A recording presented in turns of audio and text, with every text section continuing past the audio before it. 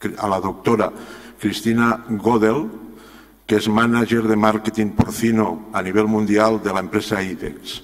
La charla va a ser aspectos a considerar para el uso diagnóstico de fluidos orales en porcino. Please. Thank you, Chairman. And I'd like to thank the committee for allowing me to come and speak about oral fluids today. I'm going to be talking about probably the last 5 to 7 years of research that's been done at Iowa State University, primarily, with Dr. Jeff Zimmerman.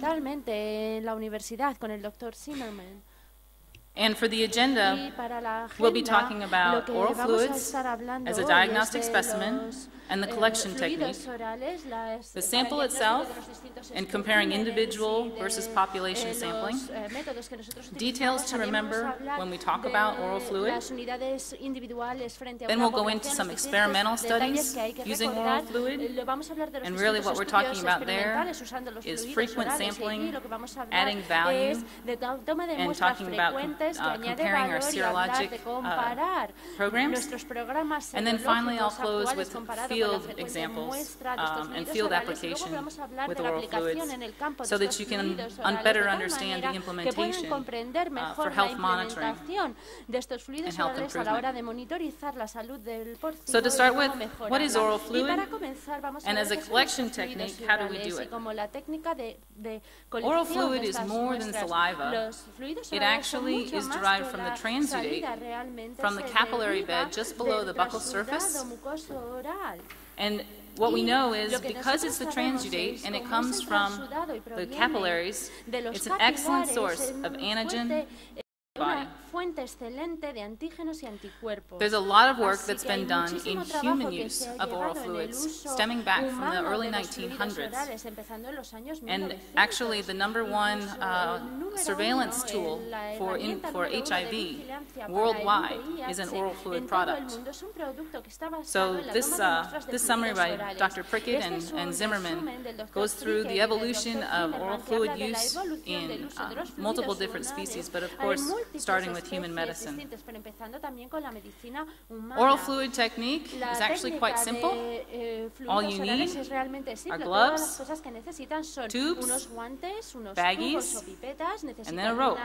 And the size of the rope should be about a ½ inch. When you collect oral fluids, again, in the growing pigs, it's quite easy. You hang the rope, the pigs chew. It's very easy to pull off of the penning to wring out the rope, and your oral fluid is collected in the bag. Cut the corner of the bag, pour it into your tube, and there's your sample. So when we talk about oral fluid, we really are thinking about population being better understood as opposed to the individual. When you talk about individual bleeding, you know the pig, and you know that that sample is related to that individual. Similarly with nasal swabs. But that means that you can actually only extrapolate the information back to that animal. And really, you're making a big assumption when you talk about taking an individual sample and applying it to very large populations. Oral fluid, on the other hand, is an excellent tool, and even though you don't know the number of pigs that you're representing, when you take multiple pens in a barn, you actually have a humongous opportunity to tell very distinctly what's going on in the barn, because it's a very informative population tool. So again, we're talking about population monitoring is the best use of oral fluid. And obviously the populations of pigs these days are quite large, but oral fluid is very easily done in all sorts of different environments, in the different facilities, regardless of pen design. And of course, when you have mega populations, it makes sense to understand what's going on throughout that population. So the steps of oral fluid obviously are for individual animals. You can use smaller groups. We can hang it on the pen One of the best techniques is actually when you can have an extension into the pen, and what you see is that it allows the pigs to actually engage with the rope better when it's an extension, but that's not required. What I want you to see in this video, this is a very short video, but you have pigs coming from back in the back to come forward, and obviously the pigs in the whole area are actively engaged in chewing on the rope. The rope has been suspended from the rafters by a chain, so you don't have an exorbitant amount, too much rope, because rope is expensive in certain areas of the world. In weanling pigs and the nursery, they are just as active in chewing on the rope, but you do need to train them. So what we've done is you actually take the rope, unwind it, tie a knot in each of those pieces, and then toss it in the pen. And as the pigs nose it and push it around and gain interest, you pull the rope more towards the pen wall where you're going to hang it.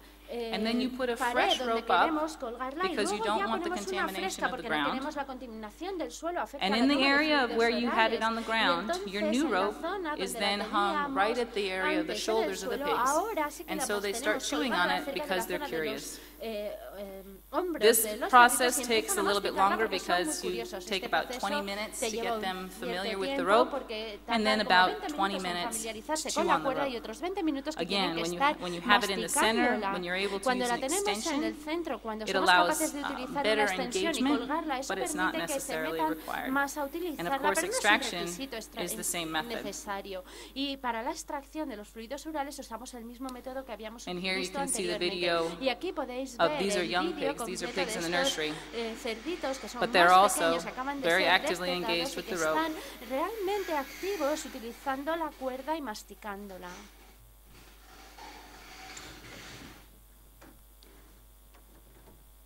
In the farrowing house, we can also collect oral fluid. What we want to make sure is that the age of the pig is appropriate. Neonatal pigs and pigs that are very young obviously care more about nursing and about their thermal regulation than they do about curiosity and new items in their pens, in their crates. So we focus on the 18 to 21 day old pigs prior to weaning. And what you see is similar in the nursery. You put the pieces of rope in the crate. As they push it around and play with it, you hang new rope, maybe across a cord on the behind the sows, not too close to the heat lamp because you don't want it to dry out, but not too close to the sow because you don't want her to also deposit oral fluid. But again, you can see that as long as it's hanging down in an area that they are interested, they chew on these ropes very aggressively. Oral fluid can also be collected at the breeding level, at sows and in boars. Now we're talking about an individual animal sample potentially, but again, it's welfare friendly, it's stress-free, and it's an option now because it has been shown to be a good tool, a diagnostic tool for many different diseases. And here we have an example of a boar actively engaged in chewing on the ropes. Esta cuerda.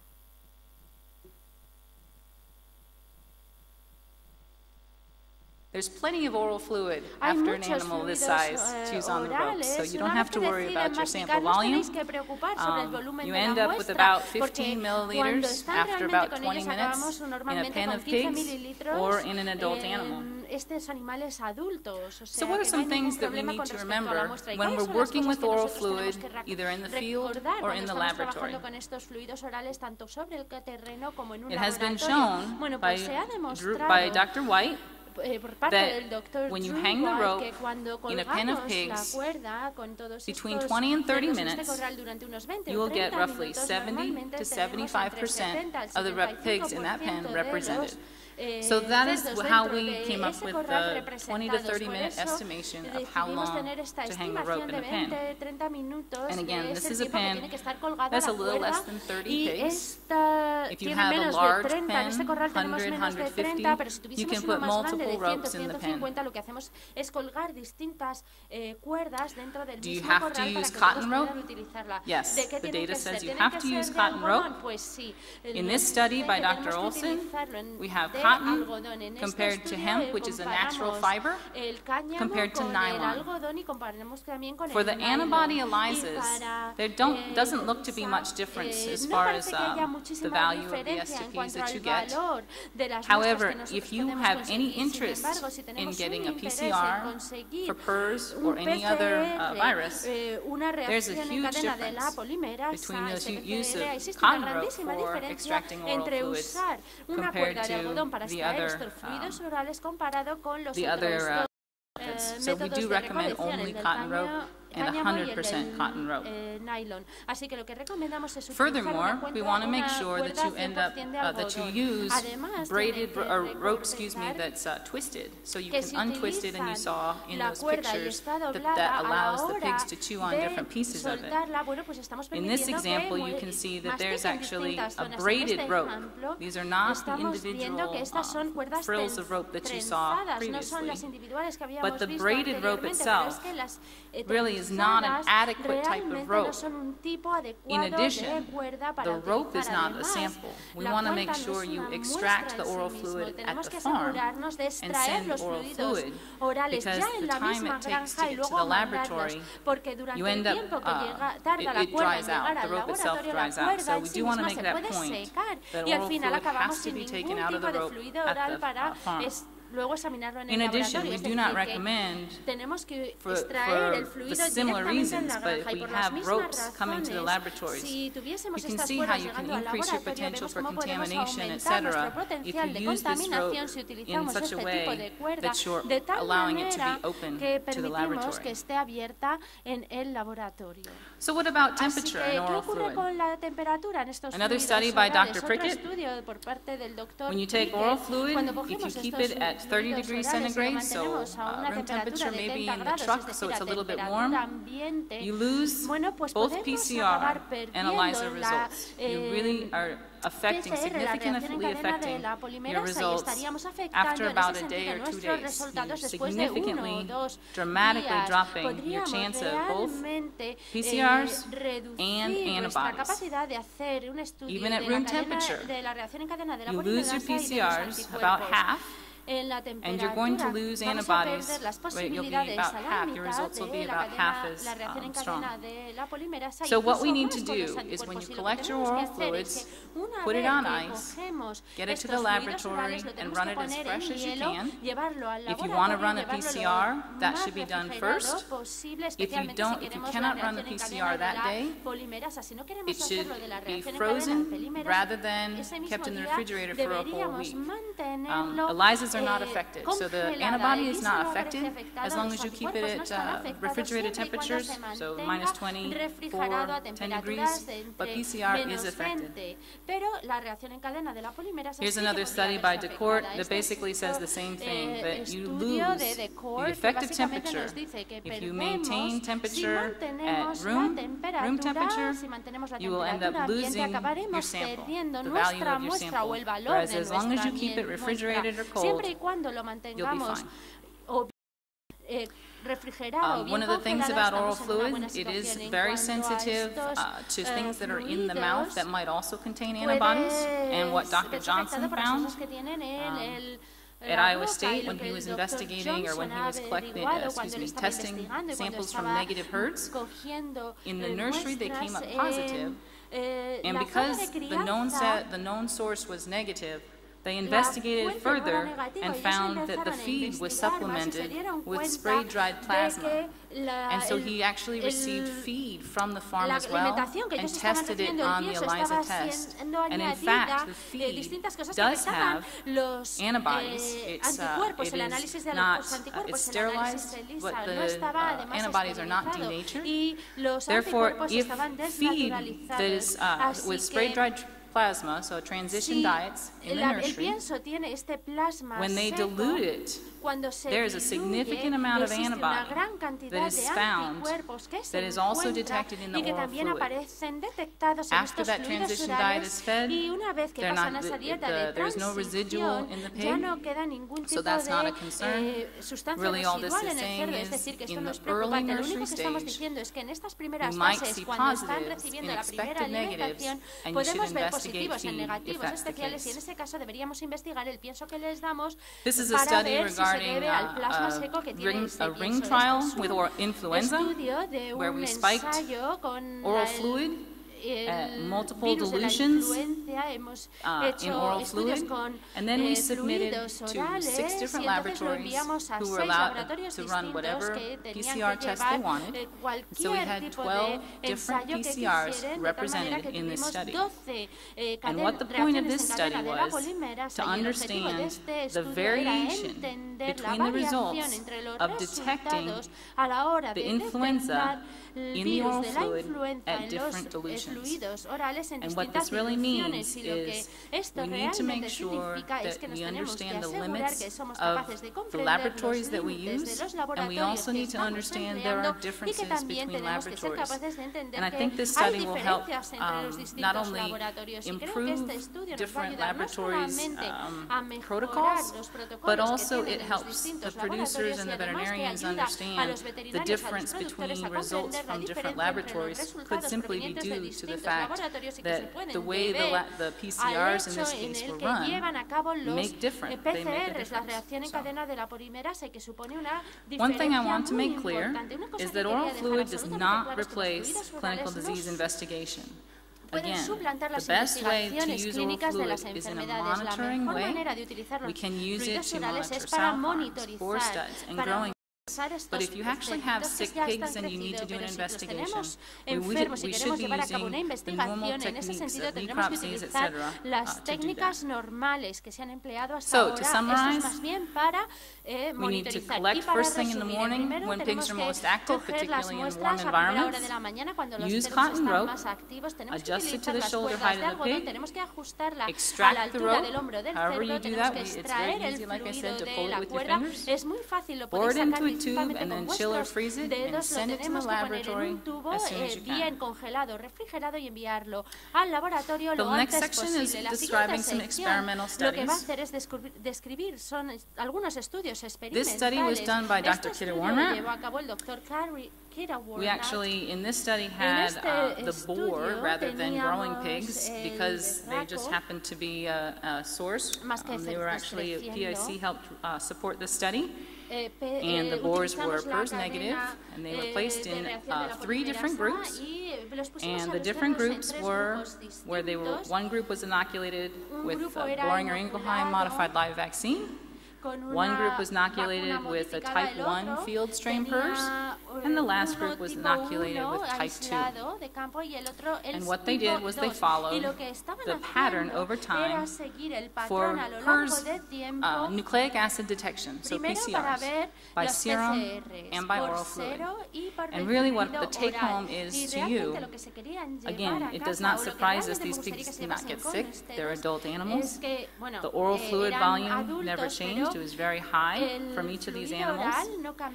But more importantly, our PCRs for oral fluid behaved identically to the serum PCRs for all 3 of these inoculation PERS viruses. So the time to inoculation, the time to detection from inoculation was right around, 3 days? 3 to 4 days? We definitely saw PCR positives. The quantitation in some of these viruses was a little different, but in actuality, when we look for PCRs, we're looking for positives, so that doesn't bother us. But again, it's confirmed confirming that we have an equivalent tool between oral fluid and serum. This is the regression correlation of that same study, and again, it shows a very strong correlation between the serum PCRs and the oral fluid PCRs. For this study, Dr. Kittewarnrat now isotyped the antibodies that were in serum and in oral fluid to understand differences in IgM, IgA, and IgG. Again, the time to detection was very similar for all of the different isotypes between oral fluid and serum. Very little difference. More, if we look at the y-axis, you can see higher values here for the STPs. Obviously, the serum is more concentrated, so it doesn't surprise us that the IgMs are higher in serum. But again, the shape of the curve is the same, and the time to detection is the same. IgA was obviously a little higher in oral fluid than IgM. However, again, the timing is the same, and IgG and IgG in oral fluid and serum are equivalent. So the summary of that study is really what you see here, that the oral fluid, when you look at IgG and then IgA and IgM, follows the same path that you would expect when you were to use an inoculation study and follow the antibodies in serum. Dr. Penyan Singh used a very similar study with influenza, and she wanted to understand the status of antibodies in an inoculation study, so days after inoculation, and she used an NP ELISA, but she converted it to an indirect format. So this is also an S2P. And she had a control group and a vaccinated group, so that would be the triangles, and an unvaccinated. Both of these were inoculated on day 0. And again, this is oral fluid, and what it's showing is a very similar response, what we would expect to see in serum samples. Dr. Olson did a study to understand prevalence detection using oral fluids. And what this is the prevalence. He had a study where he had 625 pigs separated into individual pens. He vaccinated a set of 25 pigs off-site with PRRS modified live vaccine.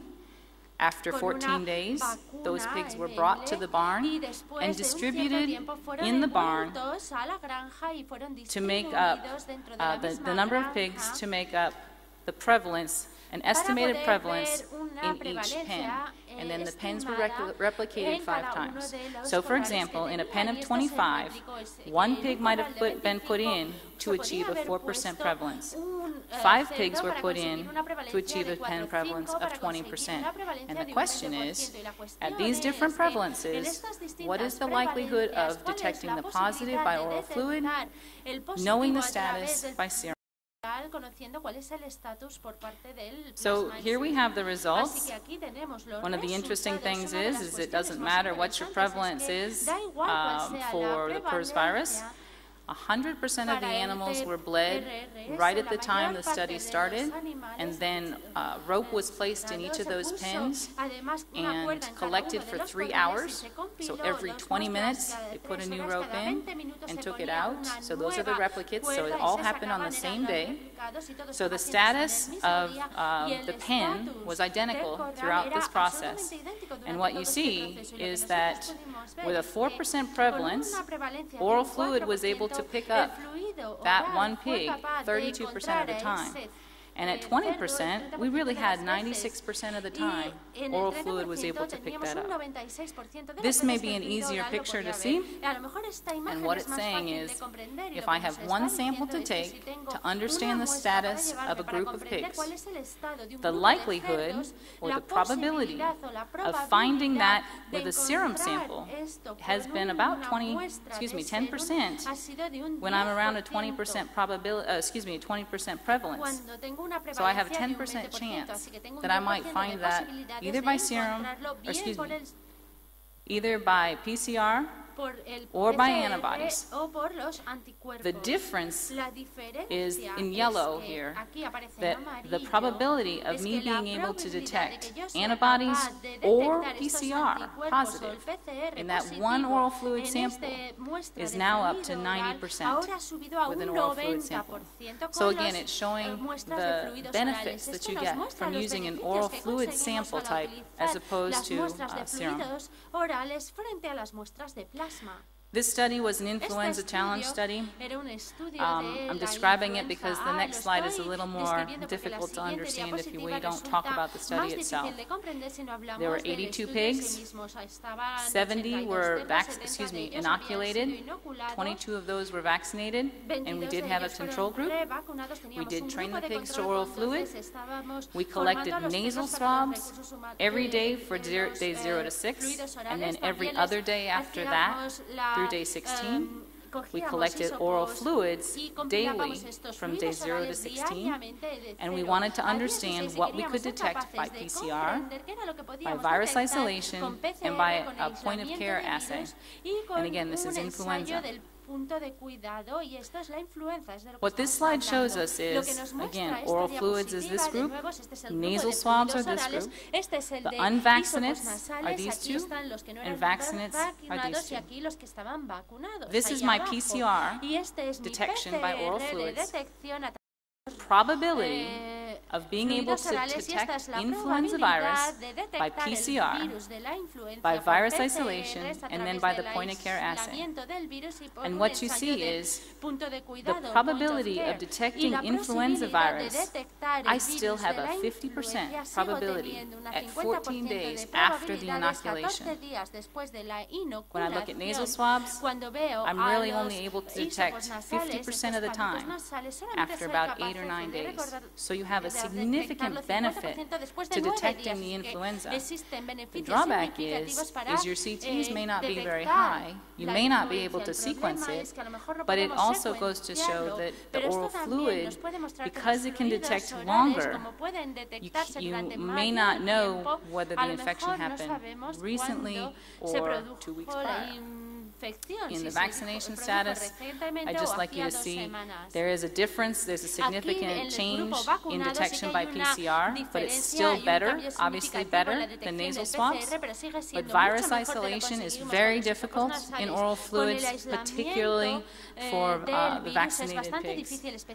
And that's a take-home for influenza and oral fluids. If they're vaccinated, it's hard to get virus out. It's not hard to do PCR. PCR is the better tool. Lastly, I'd like to talk about the field applications. So if we look at the Bohr study that Dr. Kilwarnrat did, and we actually now are putting the mean of each of those groups on a timetable, and we say that we inoculated here at this time, and we're collecting the oral fluid antibodies.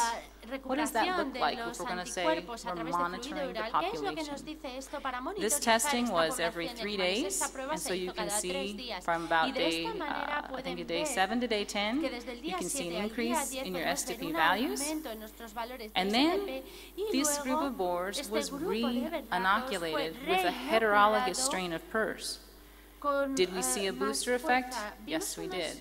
So we can use oral fluids to monitor, and it will also be an indicator of new infections. I think that's kind of question that's come up. Dr. Ramirez reported on a study where they were using 10 wean-to-finish barns, so again, it's a field study. In those wean-to-finish barns, they chose 6 pens, and monitored those pens every 2 weeks for 18 weeks. What they found was they monitored for PRRS in oral fluids, so this is the oral fluid results. These are STP values. White is negative, yellow is just the ELISA positive, pink is ELISA and PCR. positive, and then P means just PCR positive. So you can see your maternal antibodies declining, and you see a status of negativity growing through the barn, but obviously there was an infection. And then the subsequent 2 weeks later, you have a strong positive detected in oral fluids. What I'd like you to take away from this slide are a few things. One is that there's definitely a correlation. When you see virus, you're going to see antibodies. It's pretty strongly, it's a strong indication, and oral fluids is an excellent tool to use for both PCR, but then subsequent antibody detection. I'd also like you to understand that these are just 4 of the 10 barns that were used in the study. And the study was performed in one system. So there's one system under one management, but different barns. And you can see the variation between what happens with the PRRS status and the detection for PRRS in these barns. For example, this barn obviously came out of the south barn with PRRS virus and quickly seroconverted after maternal antibodies declined. However, this barn, it looks like probably truly had PRRS negative pigs, but then became infected just before those pigs went to market. Again, this shows us the importance of understanding that all barns are not alike, but it also shows the value that oral fluid is a simple method of going in and getting really good, informative results and information that can be used to manage these herds better. In that same study, and again, we're looking at influenza now, 5 representations, so 5 different barns, same every 2 week samples, and these are the 6 pens that were sampled. This shows that influenza behavior was also different in those 10 barns. Obviously, there was no influenza infection in this particular barn, but when you look at it, and again, these are PCR results, there are barns that had influenza occurring twice in the grow-out that were detected by oral fluids. And it also shows that influenza lasted in this particular barn for 8 weeks. I think that's one of those things that we tend to think about influenza being a quick infection in pigs. And we're realizing now with large population and variations in immunity throughout that population, viruses like influenza behave very differently and can behave differently even between barns.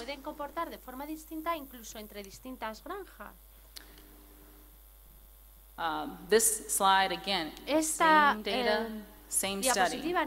Now we're looking at accumulate all of the barns into one graph for PRRS virus, for circovirus, and for influenza. This is the cumulative amount at each of the time periods of sampling for all the barns. What percent of each of these samplings were positive by PCR? The interesting thing is there's always PRRS circulating, even at low levels. Influenza, predominantly 20% of the time or less, but there's always, it seems that there's almost always influenza. And another thing that they found was that in a well-vaccinated herd for PCV2, PCV2 was always there. So that's an interesting thing to find. Obviously, what this also shows is you don't know what's in the herd unless you look for it. So what other diseases can we use oral fluid for? Obviously, all of these listed have actually been used with PCR detection. I've listened to a couple on foot and mouth and classical swine fever that were very interesting, but we're not finding an end to the diseases that we can detect in oral fluid, which is really neat. We just need more assays for antibodies, etc. But currently in the U.S., they're looking at PEDV and finding it to be a very good tool for PCR as well. So from the growing pig study, Oral fluids obviously a successful tool for both pathogen and antibody monitoring. Antibodies document the infection, but obviously PCRs reflect the circulation at the moment. Circulation can be very diverse among different barns, even within the same system, and obviously that's because we talked about the immune status being different, and therefore pathogens can stick around an awful lot longer. And here we have oral fluids allow us frequent testing opportunities because you don't have to have as many samples, but you need to sample often. It's so easy. The amount of information you get is significantly more than using serum.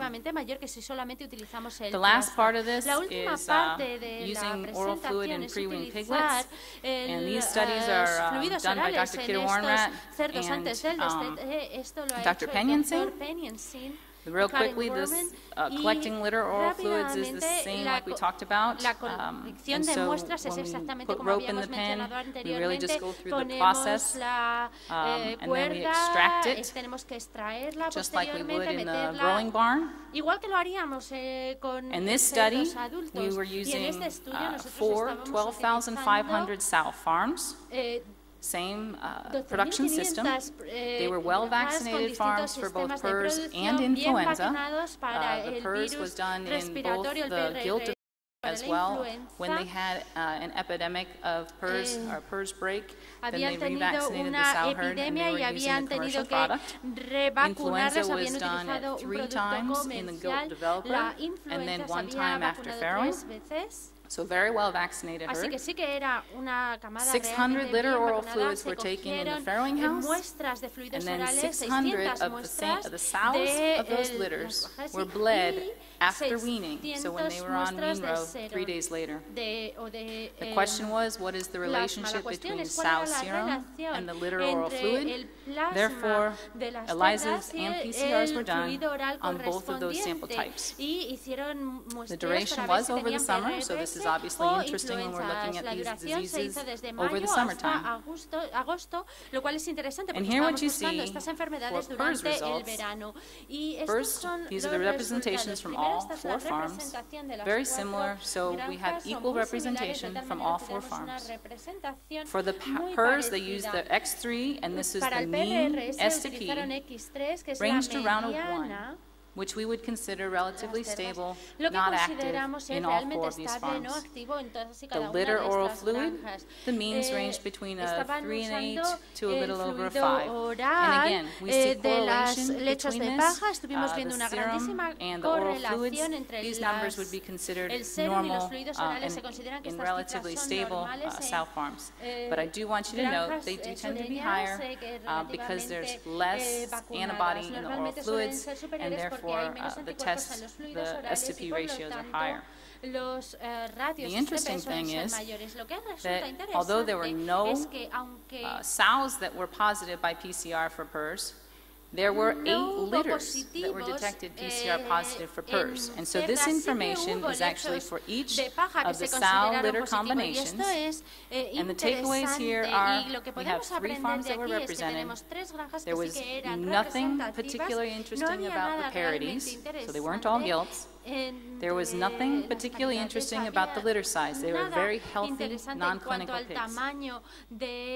What was interesting was when you group by sow farm, if we look at the mean of sow farm 1, and then we look at the STP ratios from the sows and the litter that was positive by PCR, it does look like there's an elevation in the STPs that are indicating whether it's a viremia or a current infection. And you actually see that in all 3 of the situations. When you do a regression, again, you see the very good correlation between oral fluid and serum, and we only had 8 PCR positive. Can't make a statistical analysis of this, but we can say that there looks to be something interesting going on when we have a PCR positive, that would be the stars. They do tend to have in general higher serum STPs and higher oral fluid STPs. So that's something that's interesting. What about the virus itself? What you see is that we were able to sequence the OR5 in 2 of those 8 samples. muestras. And in fact, y de hecho, there was no homology with no the vaccines that were con las used. vacunas Rather, con las que se there was habían very strong utilizado. homology Pero with the había una virus that broke the homología farm muy the winter grande before. con lo que había antes en la granja Likewise, in Farm anteriormente. 3, there was no Como homology en la granja with the vaccine 3. virus, No but había almost homología con identical el virus to the 3, virus pero era itself, the prácticamente wild type idéntica that broke con in the el farm virus previous. en sí mismo que había surgido en la Influenza granja results are very anteriormente. Los similar, resultados so de la we'll go through influenza these son quickly. We have realmente South Serum that parecidos shows y very lo strong podemos ver muy positive, fácil. highly Tenemos el vaccinated plasma farm. que tienen Litter estos oral positivos fluids, con respecto also a la very vacunación. strong. It's También an los S to fluidos N, orales, so los sample to fluidos orales negative. también los But we had 22 positive litter negativos, oral pero tuvimos fluids in 22 influenza, positivos for en fluidos influenza. orales No clinical para signs, la no influenza. clinical Había pigs. So viruses are definitely getting through, even in the face of strong maternal antibodies. This is a lot of detail, but really it's the 22 samples, the CT values. We did use 2 different laboratories to confirm, and the final confirmation was whether or not we were able to sequence the M gene. We could not sequence the H or the N. But we were able to sequence the M gene, therefore we confirmed them as positives. They were all identical M. And the other interesting thing is, look at how many of these are actually both H1 and H3 infections. So the subtyping at the PCR level identified multiple influenzas in these pigs that are normal and healthy. 22 is, maybe 2%, 4% of the pigs. So the field study conclusions, we have litter oral fluids have an excellent correlation with cell antibodies. They're able to detect virus circulation at very low levels. In the wild type PRRS and influenza, we're definitely circulating in the system, unbeknownst to the farm, although the nursery did have respiratory issues late in nursery. Obviously, we feel that it's a great mechanism for PRRS and influenza, but the oral fluid allows us to detect that. It could be a reason why we have some failures in our elimination programs. And obviously, it supports the fact that influenza is really an endemic disease now in these production systems. So litter oral fluid does provide a simple, non-invasive, and stress-free method of monitoring endemic diseases in the sow farm. To conclude, oral fluids are definitely an informative diagnostic tool for both PCR and ELISAs. Their collection is easy, it's sustainable, and it's stress-free. Routine oral fluid sampling can be used to monitor, what did I do? Uy, madre, ¿qué es lo que he hecho? Dice Let me see. Can be used to monitor both genetic nucleuses. Oops, thank you. Se pueden utilizar para monitorizar. Almost there. Ya prácticamente estamos en They can be monitoring elimination programs, and they can be monitoring the health of endemic diseases that you're really trying to understand what's going on in a flow of pigs. All right. Almost. Take all my time doing this. Madre mía. Okay. Frequent monitoring does improve pig health decisions. You can find these antibodies before the whole barn breaks, and that's one of the benefits of oral fluid. I'd like to acknowledge Dr. Jeff Zimmerman and his collaborative student body, as well as the graduate students that are listed here, as well Iowa State University, who did most of the diagnostics for all these studies, and collaborating production systems of Murphy Brown and Seaboard Farms. And here I do have the references that I've cited throughout this presentation. So I appreciate your time, and I hope this has been an informative talk. Any questions?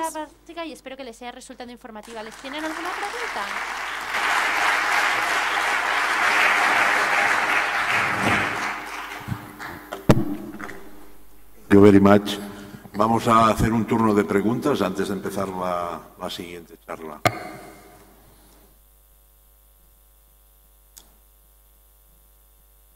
Antonio.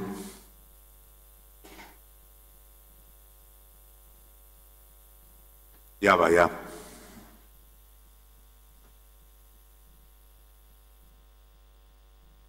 Gracias. Hola, gracias por la conferencia, muy informativa. He visto que ha presentado muchos estudios a nivel de investigación, pero en el campo. Entonces, una de las preguntas que se me ocurre es, A nivel práctico, en las granjas, ¿a qué se está llegando? ¿Está habiendo protocolos? ¿Cómo se está trabajando los veterinarios de campo en Estados Unidos? ¿Cómo están trabajando con la técnica? En ambos casos, en las PCRs y en anticuerpos, y para las enfermedades más frecuentes como se han presentado ahí, o las valencias más frecuentes, que serían PIRS, influenza o circovirus. Can I ask you to speak in English, because I can't understand? Okay, I will try.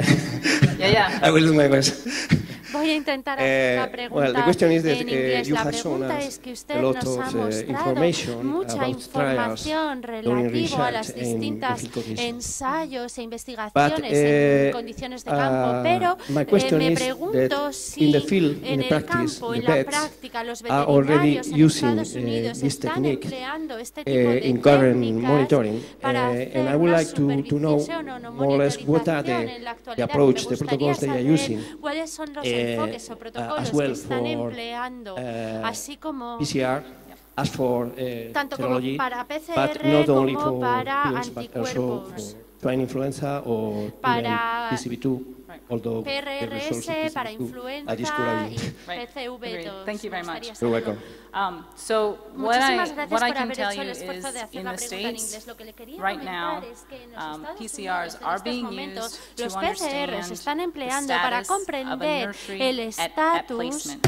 de la zona de Unfortunately, crianza I think that we're not doing enough to understand Desafortunadamente what creo que no están happens after haciendo that. demasiado para comprender qué ocurre Implementation después of en an estos ELISA cerdos que están periodically creciendo. throughout, La to me, implementación will en ELISA de supplement forma elimination periódica para mí programs podía or suplementar los control programas de programs, eliminación o los because programas what de happens control, is porque lo que the ocurre States, es que we have en weaned to finished Estados Unidos buildings, nosotros but we also tenemos have estos nurseries and edificios, finishers. pero también And if you tenemos have otros late edificios separados nursery para los PRRS, recién when you nacidos, ship para los those recién pigs, nacidos, y they cuando get los sick. cambias And if de you don't do lugar any se ponen testing enfermos, y si during no the hacemos nursery, ningún tipo de you pruebas end up durante la having época que much están en worse ese edificio problems para la because of primera transportation, crianza, obviously, acabamos teniendo work muchos makes más it worse. problemas, por So una I parte think por el transporte, currently que hace que las the cosas estén strategy peores, pero should creo que change realmente la to monitor better, estrategia debería ser to el de monitor with ELISA monitorizar better, antibody ahora better mismo in the con growing ELISA y pigs. con For anticuerpos, elimination strategies, los PCR tends to be cerditos o lechones que están what is creciendo. used to Y el get through the PCR es lo different que nos levels. permite ver los So am I distintos niveles. viremic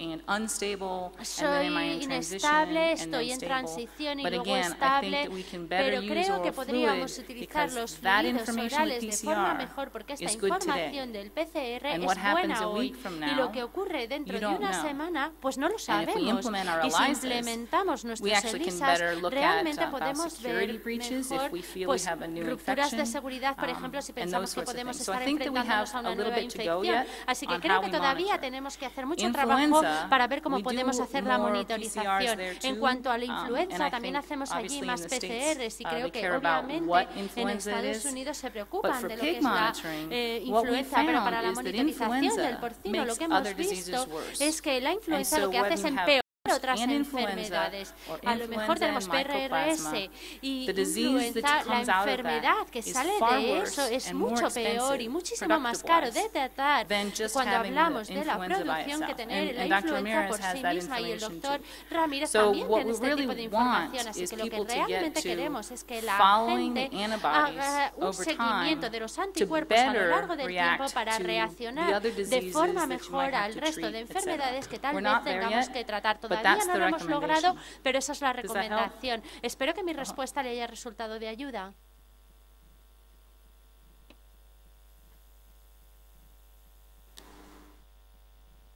Hi, my question is, do you have any experience with sows that are free Mi pregunta in the tiene pens? alguna What protocol ejemplo are you using de for cerdas que pigs, estén sows libres that are y qué new protocolo in the tienen farm que that you utilizar have para to estos adapt cerdos que before están it? nuevos You dentro are de la granja y testing que tienen que with oral fluid adaptarse. or not? ¿Están testándolos también Yes, con so fluidos orales o replacement no? gilts are a great Bueno, place to put in oral los, fluids. You hang them in the pen, and we would do that lechones before they de enter the sow reemplazo, farm. bueno, If pues it's son a fantásticos continuous para hacer flow esta part, or if you keep your compilación. Los gilts in tenemos vemos allí dentro de cada uno de los corrales, estos son muy activos, muy agresivos y van a masticar sin ningún tipo de problemas. Las cerdas en zonas individualizadas, pues obviamente podemos utilizar estos fluidos orales con ellos, pero nos lleva mucho más tiempo porque normalmente son mucho más vagas.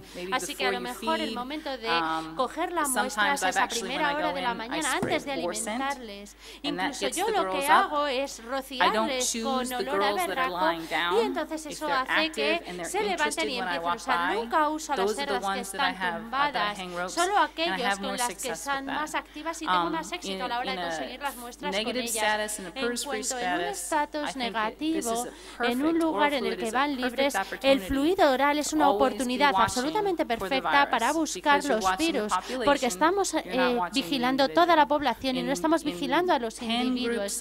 En grupos, en corrales en los que están en grupos, diría lo mismo que con estas celdas individuales. Hacerlos por la mañana, andar entre las chicas, poner la cuerda en el lugar. Si unos se ponen interesadas en ellos, eso traerá a otras que se interesarán en la cuerda y empezarán también a morder.